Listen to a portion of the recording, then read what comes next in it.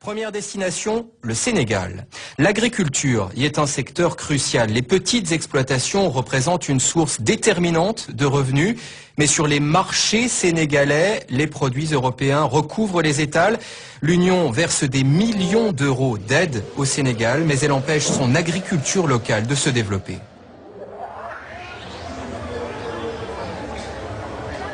Pour le monde paysan, c'est l'événement de l'année à ne pas manquer. Place de l'Obélisque à Dakar, la 10e foire agricole a pris ses quartiers. Même des pays européens y sont représentés. Voici par exemple le stand d'une marque française de produits laitiers, qui ce jour-là fait de la publicité pour du lait local.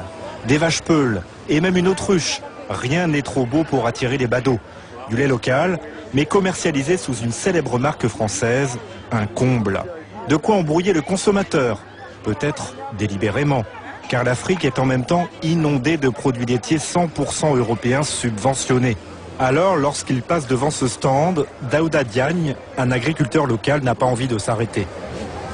Mais si on ne veut pas faire la politique de l'autruche et ne pas se voiler la face, on voit le paradoxe qu'il y a entre promouvoir des vaches pour parler de la production nationale et en même temps être sponsorisé par une institution, des structures, mais qui importe.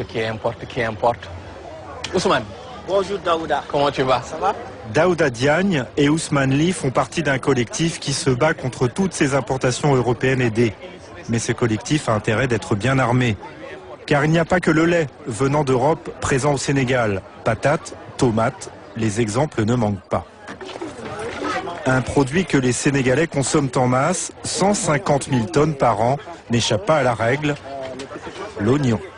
Sur un marché de Dakar, un détour par un vendeur avec ses deux agriculteurs suffit rapidement à comprendre le malaise.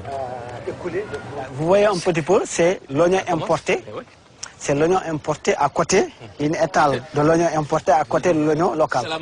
Et même la façon dont on a étalé l'oignon importé, là c'est en haut, là c'est en bas. Commerçant, yo, oignon bi ñaata la? Bi kilo am ñaata la? Kilo. 250. 250. Bi fanweer. Vous voyez, ça coûte 250, ça coûte 150. Des oignons importés presque 2 fois moins chers, alors que le Sénégal en produit en masse. Plus loin sur le marché, un producteur local a l'air déprimé. La récolte a pourtant été bonne cette année. Mais il y a un problème. Comment écouler tous ces stocks face aux oignons importés moins chers?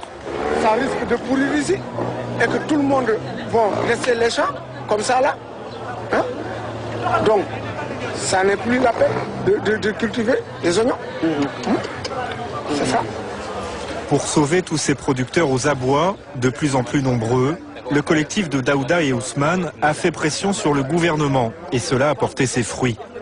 Pour une durée de 4 mois, les importations d'oignons européens sont désormais suspendues. Cette mesure est-elle vraiment efficace? Pas sûr. À la sortie du marché, une mauvaise surprise attend nos deux agriculteurs. Vous voyez ici, c'est la Hollande. On a marqué ici la Hollande. Un camion vient juste d'arriver, rempli à ras-bord d'oignons hollandais. C'est décourageant. Pourtant, il y a toujours l'oignon quand même importé qui est là, qui barre la route à l'oignon produit localement. Ça, c'est bizarre. Ah, port. Ah, Dalifort. Ah, Dalifort. Ah, celui-là. Ah oui, c'est vrai. Ah oui, d'accord, c'est Dalifort. En fait, ce qui se passe, c'est qu'on importe en masse avant la période d'arrêt des importations, donc c'est-à-dire avant le 1er mars 2009, et on attend, quand le marché est propice, on ressort progressivement le stock d'oignons importés. Et en fait, finalement, on se rend compte qu'entre l'esprit et la lettre, il y a problème. En juin, un accord économique entre 15 pays de l'Afrique de l'Ouest et l'Union européenne sera théoriquement signé. À cette occasion, leur collectif espère que les produits agricoles subventionnés par Bruxelles seront davantage taxés. Il y a un autre secteur où on a aussi essayé de fermer la porte, mais l'Europe y est rentrée par la fenêtre. Dans le port de Dakar, il est rare aujourd'hui de croiser des bateaux européens.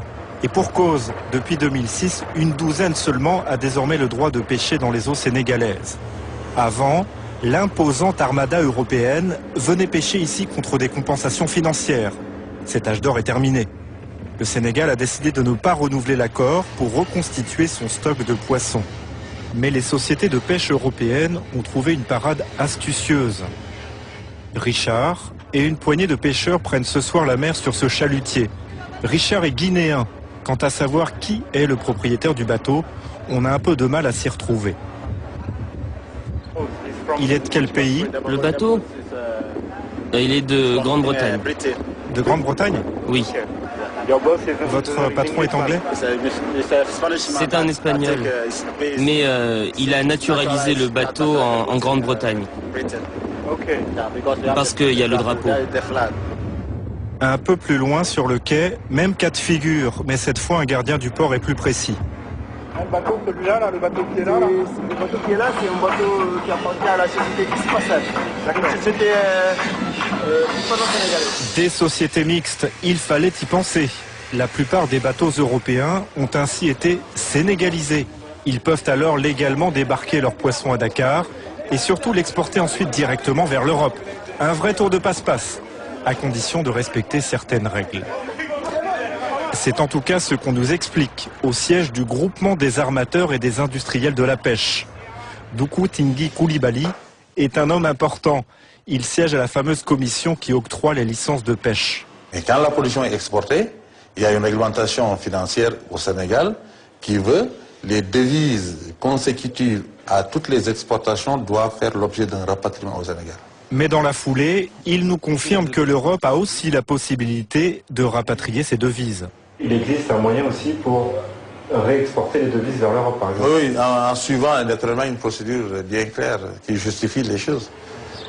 La pêche, un autre cheval de Troie de l'Europe en Afrique. Rien n'aurait donc changé, avec comme conséquence moins de poissons dans les filets.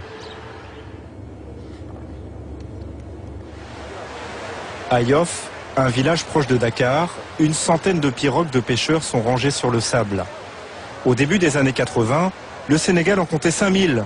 Il y en aurait aujourd'hui 15 000. Et en même temps, le stock de poissons a été divisé par 4. Là où tu vois les pirogues, tu pouvais attraper des mérous. Beaucoup de mérous ici. N'importe quel poisson, les vieux là, les vieux comme ces vieux là, ils pêchaient ça ici. Des gros mérous ici, et tu ne peux plus pêcher des mérous ici. Triste constat pour Cheikh, l'enfant du village, aujourd'hui pêcheur-plongeur. Alors un retour de pêche, c'est toujours un événement. Mais une fois de plus, ces poissons ne font que passer au Sénégal. Surtout si la marchandise est de qualité. Ici, les camions frigorifiques sont même carrément sur la plage, prêts à démarrer une fois chargés. Dorades, sardines, thon, mérous, ce genre de poissons, Cheikh et tous les autres ne font que les pêcher. Franchement, je n'ai jamais mangé un mérou parce que au lieu de manger le mérou, je vais aller le vendre pour faire quelques dépenses, quoi. Parce que c'est du bon poisson, le mérou. C'est du bon poisson, c'est un poisson que bon, on avait ça en Europe. 80% des poissons débarqués au Sénégal proviendraient de la pêche artisanale. Les chalutiers européens ou sénégalisés ne sont donc pas les seuls ici à racler le fond de la mer. Toujours est-il que la plupart de ces belles prises sont à destination d'une Europe jamais rassasiée en poissons. Décidément, rien n'a changé. L'Afrique ramasse souvent les miettes. À Yoff comme ailleurs, des pirogues de pêcheurs et de chômeurs continuent de prendre la mer pour tenter de rallier les Canaries et l'Europe, avec l'espoir de prendre un jour part au festin. Cheikh, l'enfant du village, a lui décidé de rester, se raccrochant chaque matin à son proverbe wolof « Si tu n'as pas ce que tu veux, tu tiens ce que tu as ». Réponse de la Commission européenne pour l'attribution de pavillons sénégalais aux bateaux de pêche. C'est le gouvernement de Dakar qui fixe les règles et les prises des bateaux européens ne représentent que 2 à 3% des captures de poissons dans les eaux sénégalaises.